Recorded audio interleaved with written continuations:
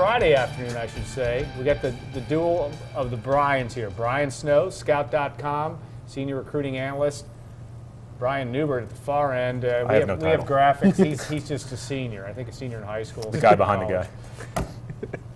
You are watching Golden Black Live, and we're going to talk basketball recruiting. We probably will talk a little Penn State as well, just because it's hard not to in this very difficult week in the world of college athletics, certainly.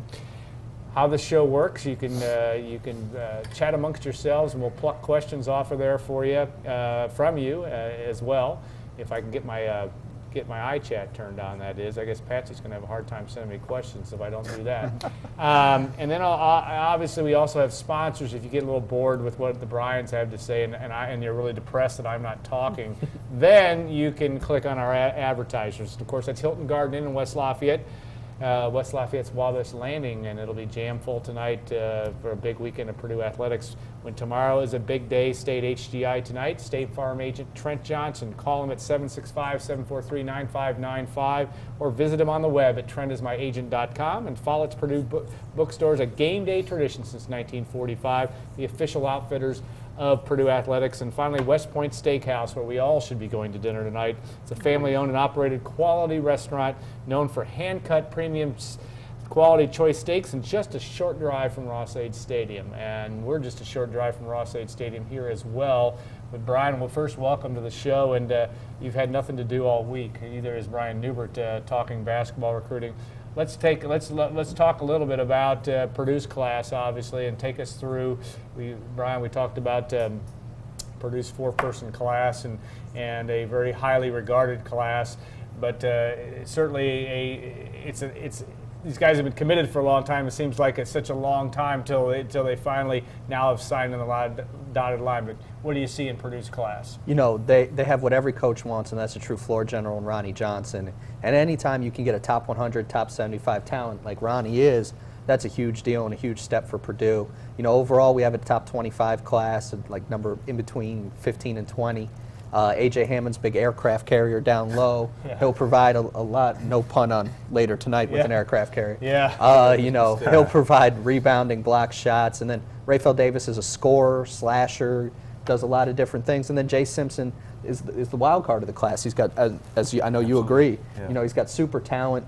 It's just how bad does he want it? And if he can condition better and get himself to love the game of basketball every day, just day after day, Purdue could have a major steal on their hands with Jay Simpson. And then, Brian, you've watched these guys till you're literally blue in the face, but finally this class comes to fruition. And now that it's done, any additional thoughts to what Purdue fans are going to see over the next 4 or 5 years? I think first and foremost, you like the balance. You have a little bit of everything. You have a point guard who I don't think people realize how good he is. I mean, I think if you probably ask Matt Painter in a moment of honesty how many guards in the country he'd take over Ronnie Johnson right now, I think there might be maybe 2 or 3, if any, because Ronnie Johnson is really good. I mean, he's a guy who's going to be a 4-year starter at Purdue, if I had to guess, and he's going to put up pretty big numbers, make Purdue really good, win a lot of games. I think A.J. Hammond's at the end was huge in more ways than one. I mean, you know, he called him an aircraft carrier. I'd call him the Statue of Liberty. Yeah. The dude is just enormous. I mean, gigantic. The way I sort of put it is he doesn't just control the lane, he is the lane. I mean, he's the largest human being I think I've ever stood next to. And he's pretty light on his feet. He's got some skill to him, but he's going to be a game changer on the defensive end of the floor from day one. And then, you know, we already talked a little bit about Jay Simpson, Raphael Davis. Jay Simpson absolutely is the wild card because he is Robbie Hummel skilled, whether he's got the same intangibles, whether or not he's going to maximize that potential, that's all kind of up to him. You know, we've talked a lot about his asthma over the years and how that's kind of held back his conditioning, but if he ever puts all that together, man, he can be really good. Yeah, and you know, Brian Snow and on Simpson, and knowing Matt Painter and knowing that it's a rigorous detail when you play basketball for Purdue, not just Simpsons, but in terms of the mentality of these guys, how much will they have to fit into Purdue's style and Purdue's work ethic, at least what it's known for? You know, they'll realize real quickly, and this goes for every player, in college the coach is right and the coach wins. Yeah. So you can think you're Yeah. doing it the right way all you want. You're not. You know, it's a whole different level. You've never done it like he wants it done. And that goes for basically every school, but especially, you know, a guy like Coach Painter who's, you know, known for his work ethic and the way it goes. And that's going to be a major eye-opener for Jay Simpson. Sure, it's like, you know, hey, Coach, I think my asthma, keep running. You know, like, it's very simple. You know, it'll be like, you know, we got a trainer who's very well qualified. He'll take care of it. Not that he's not going to be sensitive, but at the same time, he's a college basketball coach. Different deal than what Jay's going through right now. Although at La Lumiere, that's going to help Jay a lot. I mean, Coach Alan Huss up there, you know, he played at Creighton, played with Kyle Korver. He's been around the block a lot. You know, he's pushing Jay more this year than I think Jay's been pushed in the past. How far, I mean, Brian, is there anybody that Simpson really compares to from guys in the past? And then also, what does, you know, how big a transition do you think it is for him? Are we into this environment, and how fast he sees the court? Well, that would all depend on need. I think next Yeah. year it's kind of hard to look forward to next year at that power forward position, because you have a couple guys who haven't even played a game yet, and Donnie Hale, Jacob Lawson. You're also going to have DJ Bird back as a senior. Obviously, you won't have Robbie Hummel. Nobody's going to replace Robbie Hummel. But from a skill perspective, Simpson kind of has the tools Purdue has sort of looked for at that spot, where he can handle the ball, make decisions, pass, and shoot. And that's been a huge matchup advantage over the years at the power forward spot for Purdue. So theoretically, that's something he can help bring to the floor next year. Now, when we sort of talk about the adjustments he's going to have to make in college, I think it's the same thing for him and A.J. Hammonds. They're both very laid back, very happy-go-lucky, for lack of a better term. I don't even know what that means, but they're both very easygoing kids. And Carl Landry was the exact same way at this stage of his career, or at that stage of his career. He was a very laid-back kid, had no idea how good he could be. Kind of sheepish is the term I always use. I think Juwan Johnson was a little bit the same way. As soon as those guys got to college, they started to understand what it took to be really good at this level. And if that happens for Hammonds and Simpson, both those guys can be really, really good. What about Ronnie Johnson, Brian Snow, and then the whole, you know, maybe just call him Snow and then Newber, just call them by their last names. But no, in terms of, it seemed to me from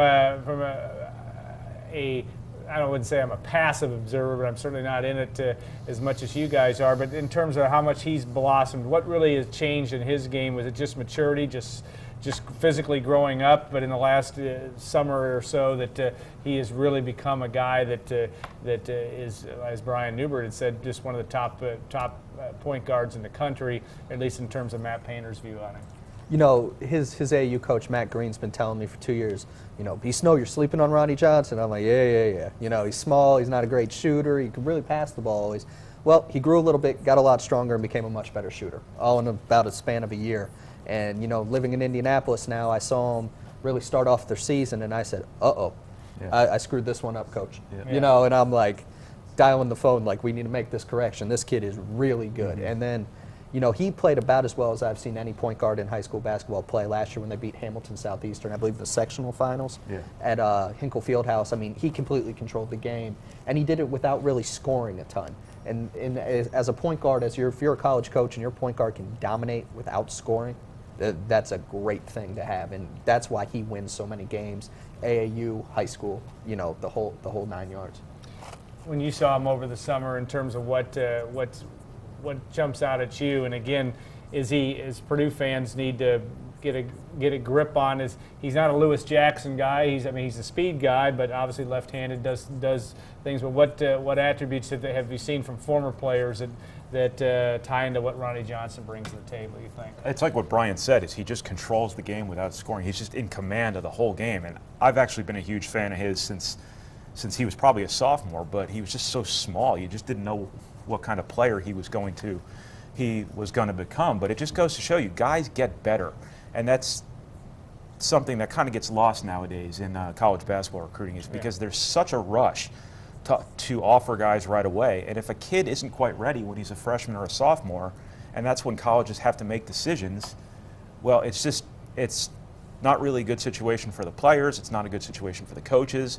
But in this case, it just so happened to work out for Purdue that there was an opportunity there to find a kid who wasn't quite ready-made right away like a lot of other guys were.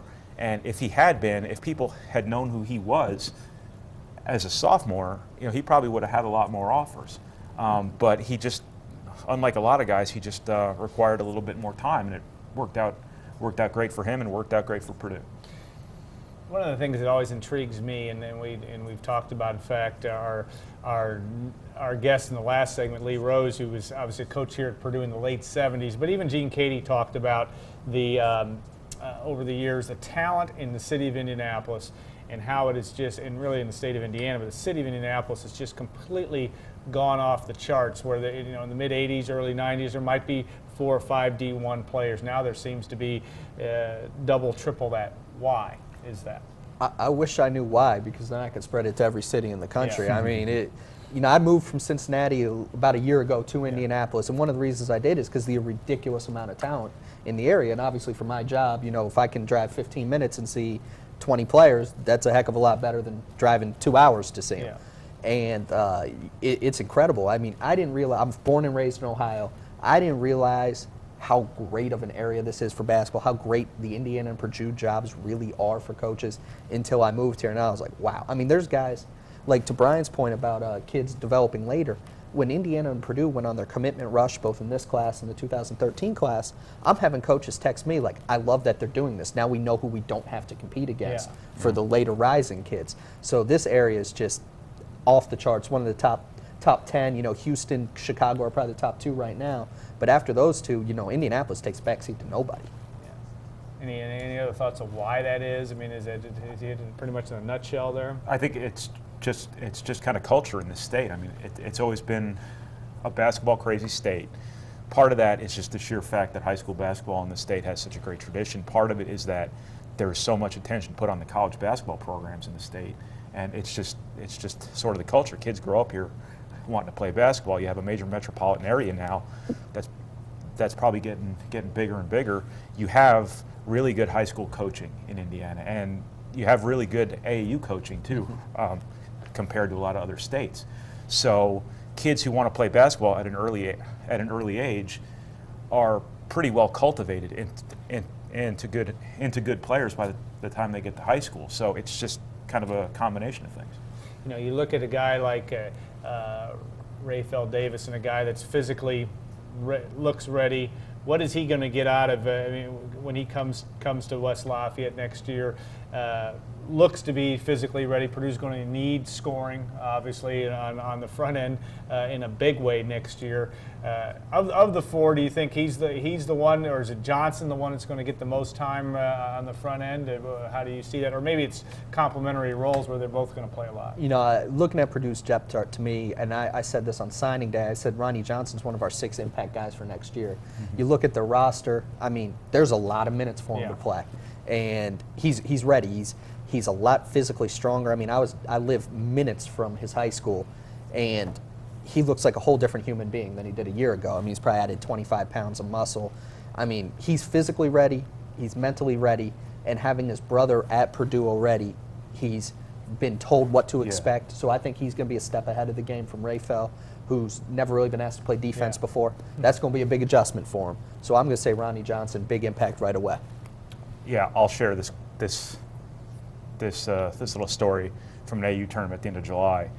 Ronnie Johnson's playing an AU game over here. There's 2 college coaches sitting over here. One college coach says to the other college coach, "Hey, who's Purdue's all-time leader in assists?" And the other coach just points over at the AU court, because that's the sort of impact Ronnie Johnson can have. Obviously, Lewis Jackson leaving next year. There's a huge void there for him to step right into right now. Right now, the guy with the most experience playing point guard at Purdue is Kelsey Barlow. He's moving off to the wing. So assuming Kelsey Barlow stays at the wing for his senior year, it's wide open at point guard right now. And his game is so advanced, and he's got such good basketball sense to him. He's such a mature player that I'd be shocked if Ronnie Johnson's not Purdue's starting point guard 1 year from now. Yeah, we knew we were going to get the question about Indiana's class, and of course, arguably a higher, not arguably, a higher ranked class, at least and I assume that you have it that way. But take you through, obviously Yogi Ferrell gets a lot of attention on down the line, but this is obviously a very talented class. Your opinion on what the Hoosiers are bringing to the table this year? You know, a great job by Tom Crean. He had really attacked the state early, landed Yogi after he got Tyler Zeller. Cody Zeller. I have Wow. a problem with that too. Losing my mind. Yeah. Cody Zeller, and Yogi wanted to play with Cody, got him, one of the top point guards in the country, more of a scoring point guard as opposed to Ronnie, who's a distributing point guard. Then you got Ron Patterson, good catch and shoot guy, good defender, good athlete. Jeremy Hollowell, who I think is maybe the most talented kid in the state, period, with his size, his shooting ability, his athleticism. If he gets a motor, watch out. And then Hunter Perea, elite athlete down low, one of the best rebounders in the country. And then kid Peter Jerkin, I haven't seen him in 2 years, hasn't been healthy, but he can run the floor, block shots, and he's 6'11". You don't see that very often. So certainly an elite class for them. It'll probably end up being a top 5 class on Scout.com, but not the #1 class that many thought it might be, going into the summer. Yeah, You've seen all these guys play. I didn't spend as much time No, watching them, understood. obviously, but being that they all played for the same AU team, it wasn't all that hard to every now and then turn my head and see what those guys were doing. But they're all just really, really talented players. It would seem like a couple of those guys have the bodies right now to come in and make an instant impact with their program. The one thing about Hunter Perea in particular is I don't know if he's the most skilled guy in the world, but when you look at his value, you have to look at it in the sense that he's going to be playing next to Cody Zeller. He's a guy who's going to make Zeller's life a lot easier because he's a guy they can rely on to get a lot of those rebounds, block a lot of those shots. So when you gauge the value of recruits, you have to do it too in the sense what they're walking into, who they're going to be playing with, what kind of system they're going to be playing in. So just in the case of Perea, I think he'll make Cody Zeller even better. Well, since we're going into a break, and this will limit our discussion on Gary Harris, but we have been asked that as well, and obviously Gary's decision to go to Michigan State, disappointing both in Bloomington and West Lafayette and in Lexington too. But talk about his impact, and again another super talent from the Indianapolis area. Gary happened slightly earlier than Ronnie, but I mean, Gary didn't have the offers as a freshman and early as a sophomore. Then he just exploded. Elite athlete, maybe the best defender in the country on the perimeter. Great kid, good passer, becoming a very good shooter. Obviously great bloodlines on his mom's side. Yeah. And just an elite player. Michigan State got a great one. I mean, coaches dream of a kid like Gary Harris, and it was a tough recruiting battle. It really, people can say what they want. It came down to the last hour, and he just ended up at Michigan State. He felt that was the best spot for him. Yeah, just what's just unfortunate from a Purdue perspective. And, well, first thing I want to say is he went to Michigan State. It's not like he went to Adams College from Revenge of the Nerds or anything like that. I mean, he went to a big-time program. Sure. And it's just like with Tyler Zeller a couple years ago. He went to North Carolina. What are you going to say? I mean, it's hard to argue with his choice.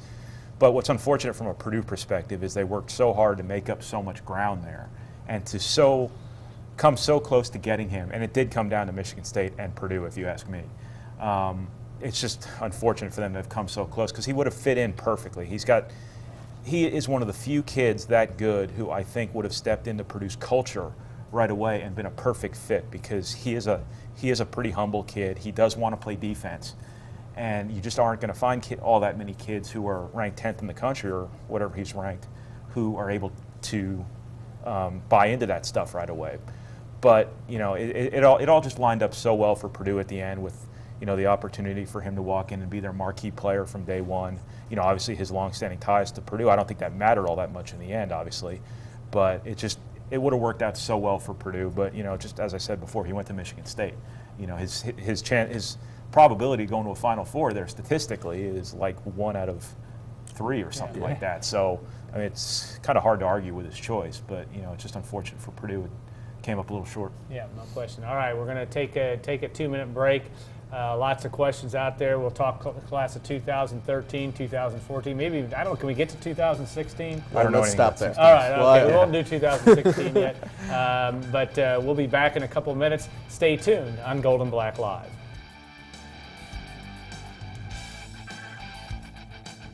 Just one night. One one team victorious. The story behind the score. The rivalries. The big plays. From the sidelines to you.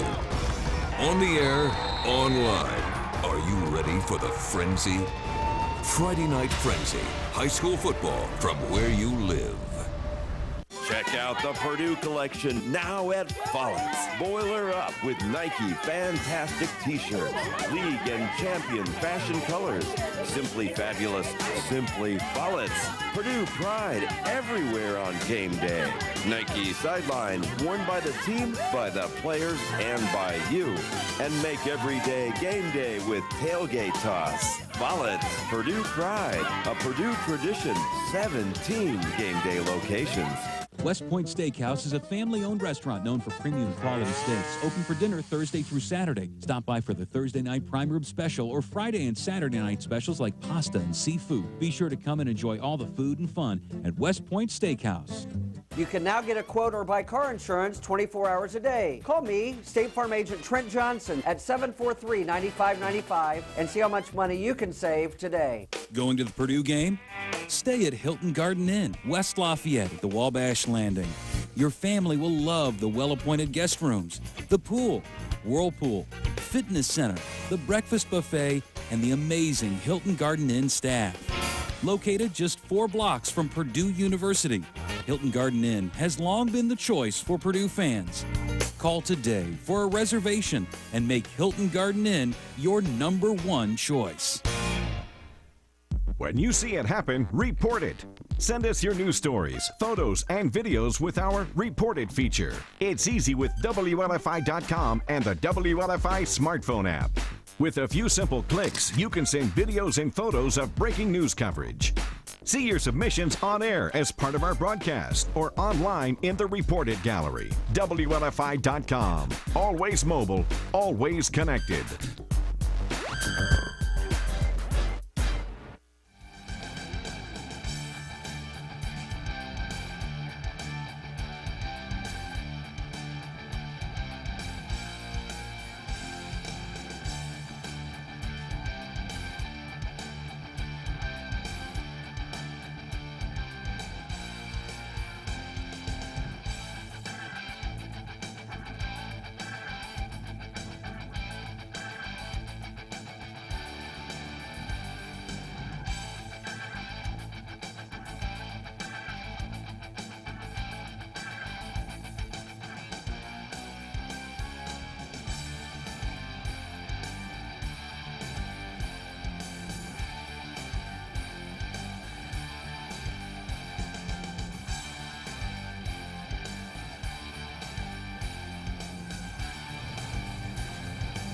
Look up. We're all still awake here. We got another segment 2. Lots to talk about. Lee Rose and Dr. Jack Kelly came in, but we've promised that this is not a medical advice show, so Jack will not be on. But Brian, if you guys want to give medical advice, it's cheap, but it's not free. But guys, we've gotten through 2012 barely.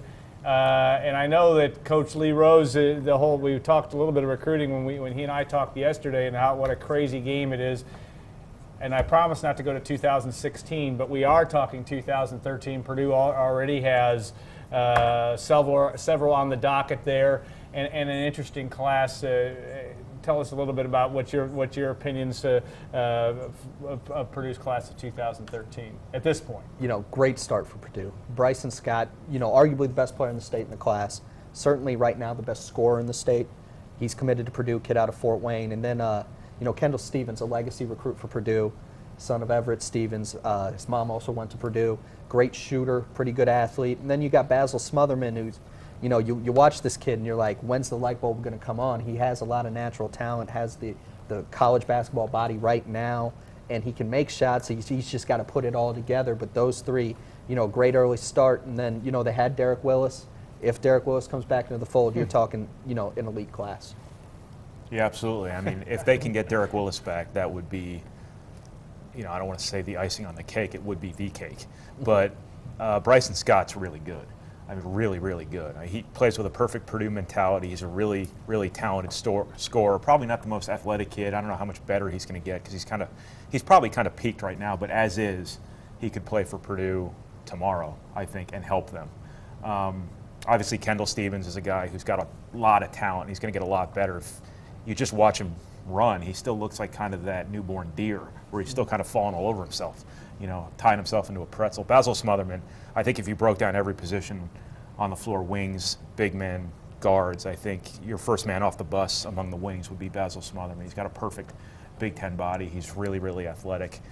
So it's a good class as is right now, and presumably they've got that fourth scholarship to give, and if they can get Derek Willis back, it'd be unbelievable for them because he's a really, really elite talent. I mean, he's 6'10", he can do all sorts, he can play like a guard. He's more of a guard than he is a big man, I think. Just an unbelievable talent. And we got a question from Mike on A.J. Hammonds, and I think we've kind of hit a little bit about this, but you would think a 7-foot big man who's a rebounder, shot blocker would be more coveted. Any particular reason why A.J. Hammonds went through his route to Purdue? I mean, going kind of not off the radar, but obviously he wasn't in the same place all the time as well, and that may have had something to do with it. Yeah, A.J. got off to a slow start academically at Carmel High School, and that's the reason he went to Oak Hill. Is they said, this isn't working. We got to go to the right situation for him. And certain schools, they just kind of didn't necessarily follow up, but to say he wasn't highly coveted, I think it's a stretch. Minnesota wanted him bad, Cincinnati wanted him bad. Xavier was in the mix. Ohio State offered early. Indiana was in the mix till they filled up the class. I mean, he was wanted, but AJ was never going outside, far from home. And in a class full of big guys like this one was, North Carolina didn't have to try to reach to, an Indianapolis area kid, a Gary, Indiana native, to try to get a big guy. So he was still well wanted, but there was a lot of supply in this class. Still a great get for Purdue. Wouldn't worry about that at all personally. And Brian's going to ask you another question about Jay Simpson and his size and the inflation rate in terms of sometimes these guys go from 6'8", 6'9" to 6'10". Is he a 6'10", 260? I mean, I know you didn't measure him this morning, but I've stood next to him many times, and I think 6'10" might be a little bit of a stretch. I don't want to say exaggeration. I don't want to suggest that's being exaggerated to inflate his size, but I think he's probably, I'd put him closer to 6'8", I'd put him 6'10". I also want to say something real quick about A.J. Hammonds.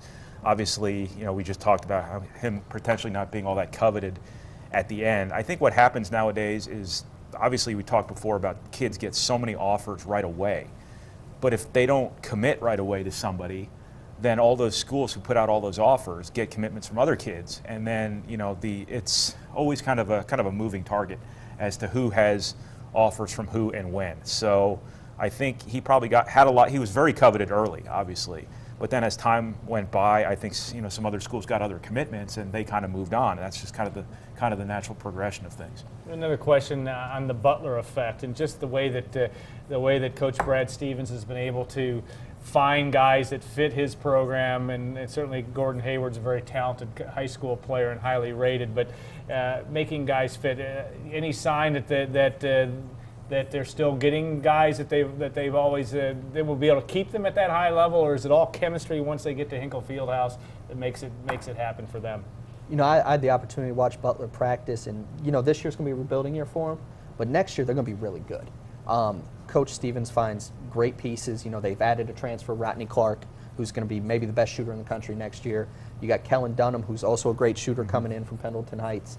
So, next year is going to be the year where Butler's back, and people are going to ask why. Well, it's the system. It's the identification that, Coach Stevens has and the way he goes. They went to 2 national championship games. Well, he's not going to waste his time running around the country for kids he can't get. Right. He knows what kids he can get, what type of kid's going to help him win, and that's what he's going to do. There's going to be no change in that regard in Butler. They might be able to get a more highly touted kid. I mean, in 2013, they already have a commitment from a top 100 kid from St. Louis, Nolan Berry. So, they're raising that level a little bit, but he's still not going to be running around the country like crazy trying to get a 5-star kid from Florida. It just doesn't make sense for him to do. Well, go ahead. What Butler has to do, obviously, as soon as they went to that first national title game, what struck me was Butler just has to keep doing what got it here. The sort of what I would compare it to is Purdue football back in the late 90s won a lot of games.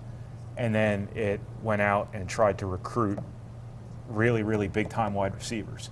against really, really big-time programs, guys who wanted to go to the NFL right away, and it didn't have a whole lot of luck. And then there was a void in the roster of talented wide receivers. And at the time, maybe if Purdue had just kept going after the guys that had been getting before and winning with, perhaps that wouldn't happen. And you would just kind of hate to see Butler start to, as Brian say, going across the country, wasting its time trying to get blue chip kids who maybe aren't, the same sort of kids that got them to those national title games in the first place.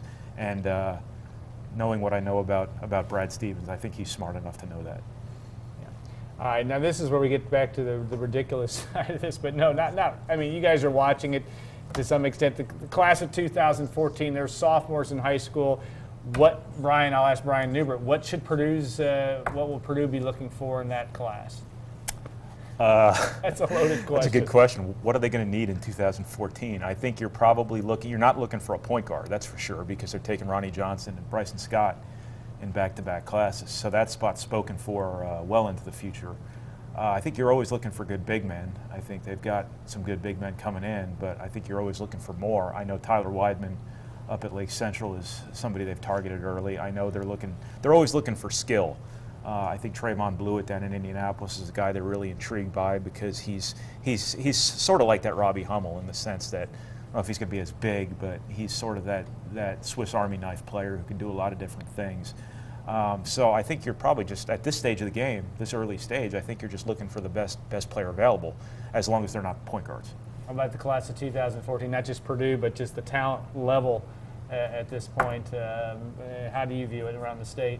It's certainly very good. You got Trey Lyles is an elite player who's Yeah. already committed to Indiana. And then after that, Jaquan Lyle from Evansville area. Purdue's very high on him. He's very high on Purdue. Still early, not going to decide early. That's out of the equation with Jaquan. Yeah. So, he's also an elite talent in the state. And then, there's this muddled middle type of guys with Trayvon Blewett, Grant Evans. There's a whole bunch of guys in the state who could be really good.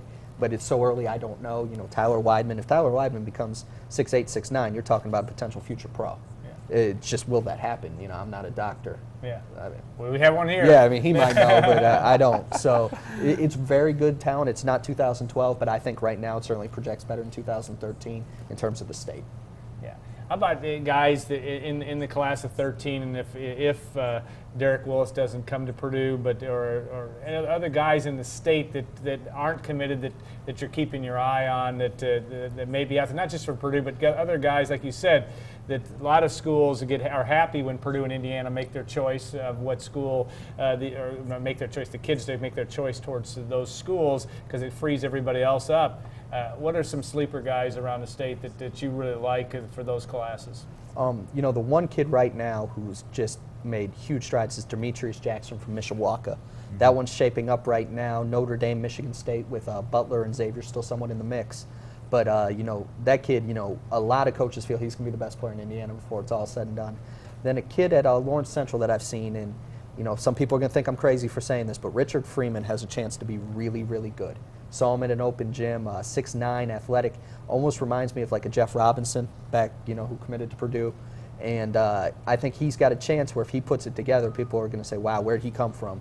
So I'm looking for a big junior year from him. How about other guys that you've looked at, and you obviously were in the circuit this summer, but guys you've talked about a lot of these guys at certain points in time on our site, but anybody else out there that you're really looking at that you're going to be intrigued to see in the spring and in the summer? In 2013, really, no, they're all committed. Yeah. Like literally every single kid in 2013 who I tried to focus on the last couple summers has already committed somewhere. I don't watch as much basketball as Brian does, so I'm not really, probably not as well equipped to talk about any Ronnie Johnsons out there who might not be on people's radar right now, but might be one day. So I have no answer. You have no answer. That's fair enough. So, looking at and down the road with respect to all that's gone on in the world of college athletics, and we've had an unbelievable week just with the whole Penn State issue, but also the NCAA and its views in terms of early signing and early commitments. Give us a broad stroke view of what you see down the road, in terms of will the NCAA, will they ever come to a day where you can't take commitments from I mean, I can't come up with a way that they can do it, but how do you see this playing out with all the early commitments and the fact that you're looking at kids at 2015 and 16? Is there anything that you see down the road that can change that? Unless the NCAA finds a way to limit freedom of speech, Yeah. and I don't really see how they can do that, I don't see how you stop a kid from verbally committing to a school. One, these coaches are paid a lot of money to identify a kid that's good enough to play for them.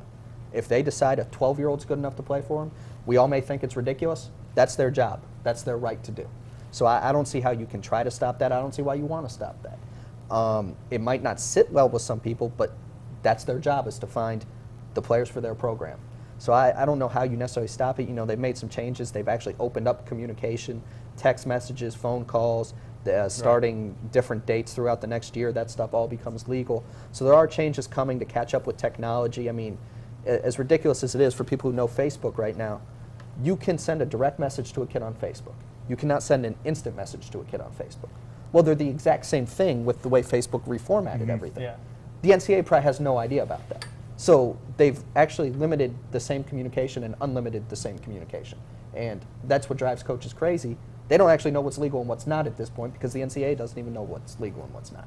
Do you see a situation, too, where there may be a relaxation of some of those rules we've talked about? I think that's some what they things just that did. Yeah, they I just mean, even basically took further, off or- all the limits. Yeah. Well, based on my understanding of what they just changed that hasn't taken effect yet, they've basically taken off all the limits. You can Yeah. text a kid as much as you want, call a kid as much as you want, which is pretty interesting, because a couple of years ago, didn't they just do the whole no text messaging thing? Yeah. So it went from banning it to just completely deregulating it. So, you know, kind of which is it here? I think the most important thing, and I think the NCAA has taken steps toward doing this. What specifics I can offer you right here off the top of my head, I don't know. But I think it's a matter of not worrying about the little stuff that doesn't matter. Go find the people giving bags of money to kids.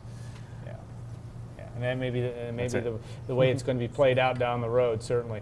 All right, last question for you guys, and we'll let you go on. And we talked about the 2012 and 13 classes, and at Purdue, obviously we've hit those hard in 13 class. Brian, you talked about anybody that that will, if Derek Willis doesn't come to Purdue, or that Purdue may only have one scholarship left. Where do you think Purdue goes if that doesn't happen, or do you think they bank that, or is it way too early to tell? I think one thing Purdue's always done is cast a pretty wide net. I think they're always recruiting, like they have a full class's worth of scholarships to give, and I think you saw that in the last class. They found opportunities to get some kids in that before the numbers didn't quite make sense, so you were able to add A.J. Hammonds. You would have been able to add a Gary Harris if he wanted to come. Obviously that didn't work out, but I think, you know, they're still probably recruiting a lot of kids for that class. They're probably recruiting all over. You know, they recruit their home state very, very aggressively, but at the same time they've been very aggressive recruiting Kentucky. They've been very aggressive recruiting even down in North Carolina, where they got Jacob Lawson, and they recruited a couple other kids from down there this year. So I'm sure there's a lot of kids out there they're still very active with, other than Derek Willis. It just so happens Derek Willis is the only real target guy any of us know about right now. Brian, maybe a quick synopsis of the Big Ten, and who really had the best day on Wednesday in terms of league and in terms of rankings, and where do you see, you know, where is Purdue's class maybe fit in the Big Ten's rankings, and who were some of the top teams? You know, Indiana had the best class in the Big Ten in our opinion, but the team that had the best day was Michigan State with Gary Harris. Landing him was huge for him. Michigan landing Mitch McGary and then Trey Robinson, Glenn's son. That was, you know, a great class for the Wolverines and really stepped John Beeline's group up. Then you have Purdue probably right there after those schools. Then, you know, Wisconsin's bringing in a superstar in Sam Decker. I don't know how much a lot of people know about him. Kid on the wing can do it all. So, you know, if you're a Wisconsin fan, it's like, man, you know, we're bringing in a stud. Then Iowa, give a lot of credit to Fran McCaffrey here. You know, we got Adam Woodbury, who's the second best player in the state of Iowa. They lost the best player to North Carolina. And then a kid from Nebraska, just right over the river, South Sioux Falls, and Mike Gazelle, tough as nails guard. You know, Purdue fans and the Indiana fans are going to hate him, but because he's kind of the Chris Kramer type, not exactly as big as Chris Kramer, but that's the mindset he brings to the court. So he's one of those kids you love to have on your team, but you hate to play against. All right, guys, this week we'll continue this discussion at another time. But really, no, thank you so much to Brian Snow for making the trip up, and Brian, thank you for coming out of your office and sitting in here. So I get paid for. Yeah, I know that. Yeah, I know, but the banks are closed today, so your check's not going anywhere. So, so anyway, thanks again so much, guys, for this, and it's always interesting talk. Lots of questions about recruiting. We will have our third and final segment, bring in Lee Rose, the former Purdue basketball coach from 1978 to 1980, and visiting for the Mackey reunion. He'll talk a little bit about last night's gala, but also what it's like to be back in his old stomping grounds. They were just a few years ago, not very many. So he'll be the first to admit that. So guys, thanks again. Stay tuned. We'll be back in a couple of minutes on Gold and Black Live.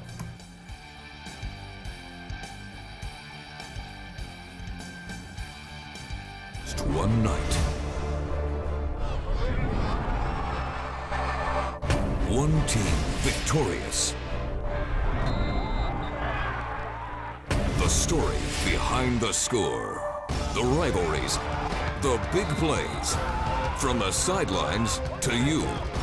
On the air, online. Are you ready for the frenzy? Friday Night Frenzy. High school football from where you live. Check out the Purdue collection now at Follett's. Boiler up with Nike Fantastic T-shirts, League and Champion fashion colors. Simply fabulous, simply Follett's. Purdue pride everywhere on game day. Nike sideline, worn by the team, by the players, and by you.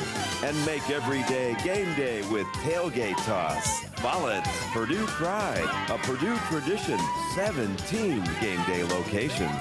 West Point Steakhouse is a family-owned restaurant known for premium quality steaks. Open for dinner Thursday through Saturday. Stop by for the Thursday night prime rib special or Friday and Saturday night specials like pasta and seafood. Be sure to come and enjoy all the food and fun at West Point Steakhouse.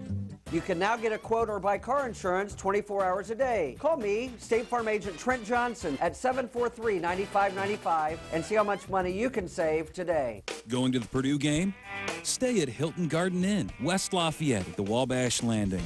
Your family will love the well-appointed guest rooms, the pool, whirlpool, fitness center, the breakfast buffet, and the amazing Hilton Garden Inn staff.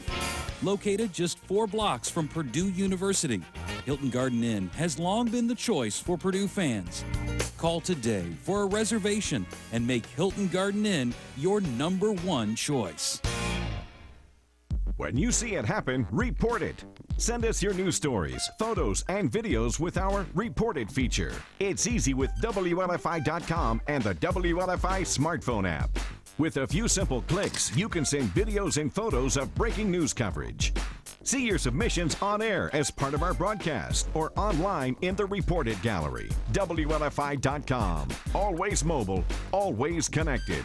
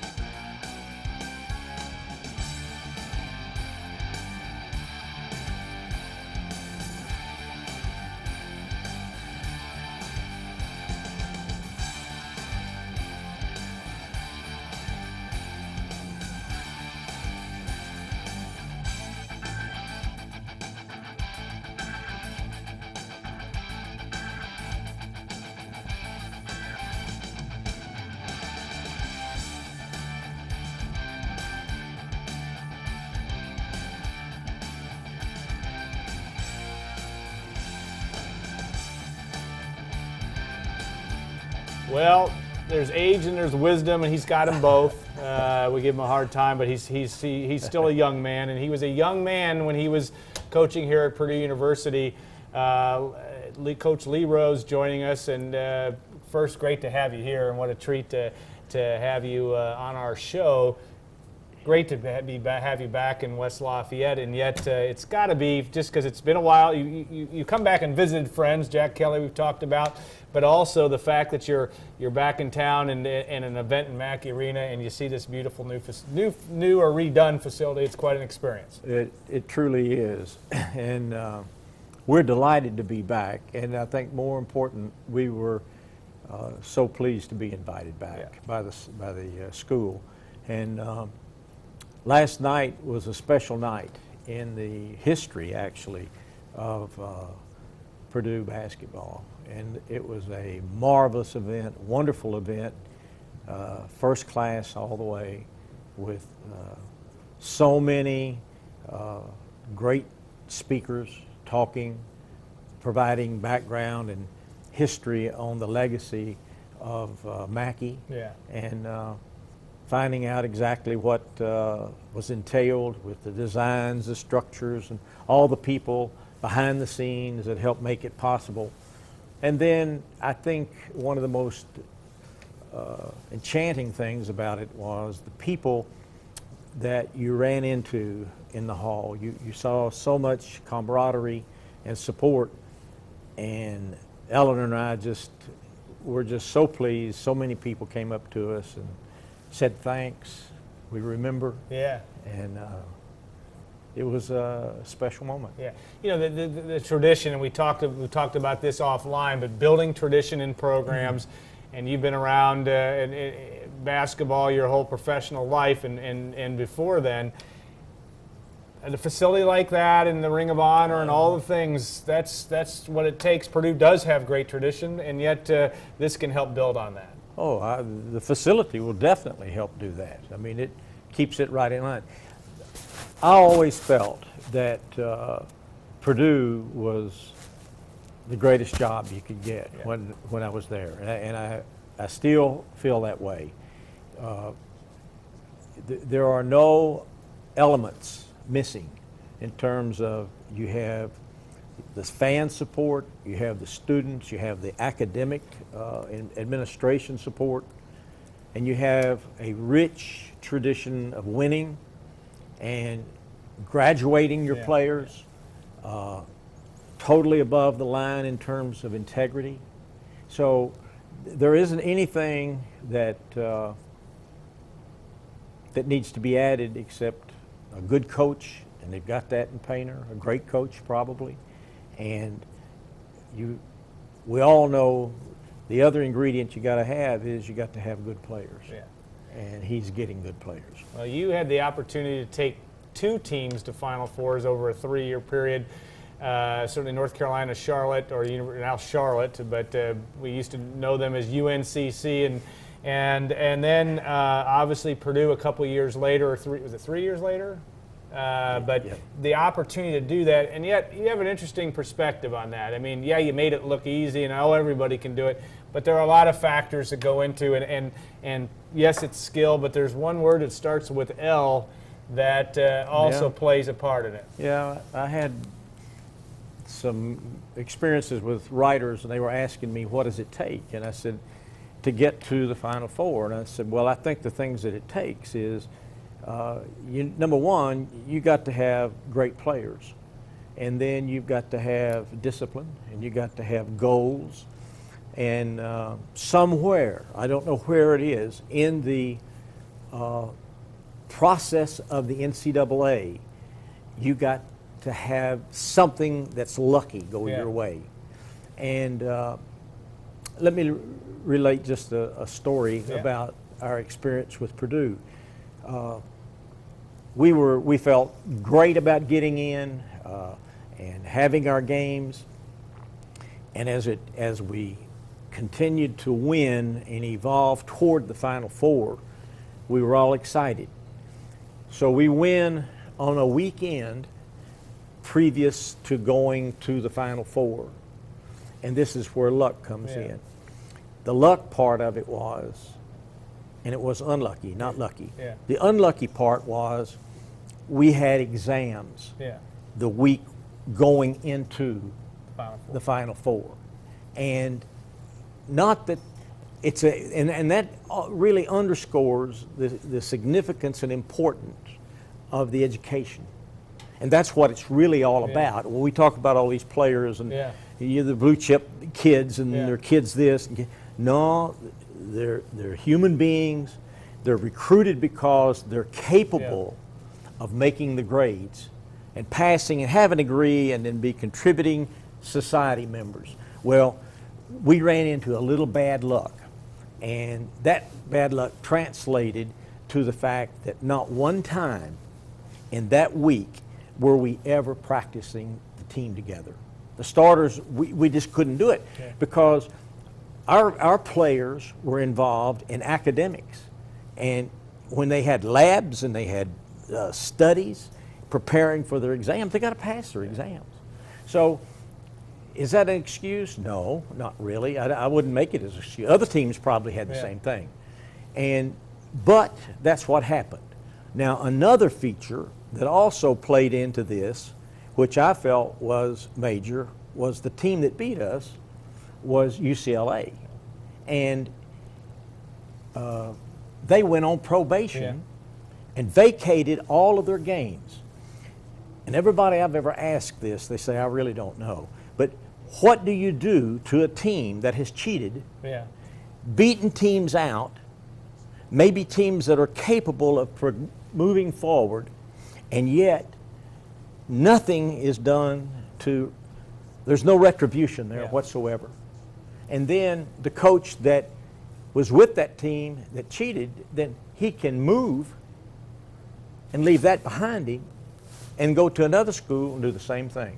So, you know, I was interested listening to your gentleman here speak about, you know, the NCAA changing back and forth with the rules. And, I think there's a lot of misunderstanding there. Oh, yeah. So. And that is that's the understatement of the year, I think, from that standpoint. You look at your experience, obviously, after leaving Purdue, going to South Florida, then obviously having a great career in the NBA and seeing a lot of the great players play. I mean, you were in the league in the time of Michael Jordan and I think the back end of Larry and Magic.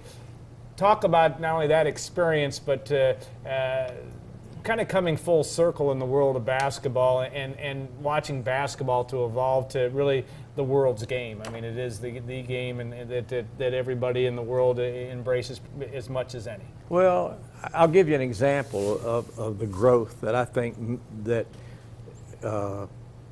points this out. When I went into the NBA, there were approximately 5 foreign players in the game. And when I got out of the NBA a few years ago, 1/4 of the players in the NBA are European players. And when you start looking at most valuable players in the NBA, look where they've come from. You have Steve Nash won it a couple of times. Nowitzki just won it. Before that, you've had others who are European players that come in here and prove themselves to be great players. So, you know, the media has expanded it, and it's become such an important part of the sports scene in all campuses, not just a few campuses. So I've seen great growth, and I just hope that they can maintain and keep it in a perspective that says we're talking about the player first as a student, and then he is an athlete. And if you get that mixed up, I think that's where you get off track. You had a chance last night, obviously, at the Purdue event to hear Robbie Hummel. I think he spoke as well, and you've watched him play a little bit as a basketball player, but he kind of fits that bill of a kid that seems not only to do it the right way, but just a great ambassador and a very skilled basketball player. Well, go back to what I told you a minute ago about luck. Who got hurt? I mean, how does that affect? I mean, that really affects you. And Al, when you try to design a team, you try to put it together, at both levels, whether it's in the college where I spent 25 years or in the NBA where I spent 27 years, when you put a team together, you got to have 3 scores, not 2 scores, not 1 good scorer, but you got to have 3 guys that are good scorers. And then you got to have complementary players that go with that. And you can't always put 3 together because there's such competition for the great players. But you're not going to get there without them. So that's a big part of what has to be designed when people are making out their teams. And it can go in the NBA. I had the opportunity, and I've never said this publicly, but I've had the opportunity to take 2 head jobs in the NBA. But looking at the things that it takes to win and go on, there were some factors not there in these situations. And I wasn't going to put my family in a position to where you coach for, 30 games, and then you're fired, then you're out. So you have to be very objective in what you're looking at and then what you're going to do to put it together. And you look at Matt Painter. Had a chance to speak with him yesterday, and you've watched Purdue play. What do you like about Matt Painter's teams and what you see out of Purdue basketball today, and in terms of not only now but what can project into the future? What I saw in Matt was really an interesting thing, because when the program ended, there was a platform, and on the platform were the dignitaries who were going to speak. Now, Matt really didn't speak. He and the women's coach sat next to each other. But, I mean, they were there, and they were the figureheads. As soon as it ended, I turned around, and George Faber was there, and I spoke with him for just a second. And then I looked back, my wife said something, and I looked back, and there's Matt bending over, sticking out his hand to shake my hand. And I thought that was really gracious. Yeah.